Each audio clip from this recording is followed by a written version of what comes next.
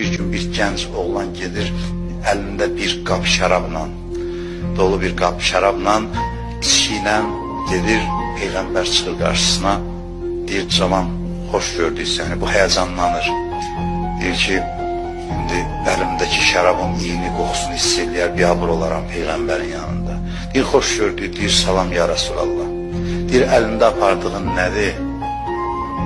Deyir ki, bunun rəngi ağarır, bədəni əsir və qorxusundan, abrının getməsinin qorxusundan Peyğəmbərin yanında, o qorxudan, yoxsa Peyğəmbər heç kəsə qarşı amansız rəftar etmirdi, əksinə bağışlayırdı, göz yumurdu, özü də deyirdi ki, göz yumun insanlara. Bu deyir, mən xəcalət çəkirdim, şərab dolu qabla gedirəm və Peyğəmbər qarşıma çıxır. Deyir, qorxumdan, xəcalətimdən dedim ki, baldır bunun içində.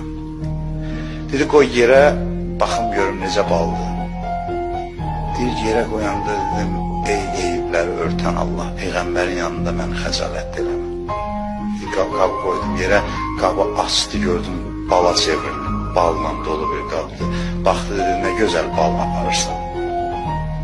Allahla Peyğəmbəri əl-ələ verib bir günahkarın günahını örtmək üçün.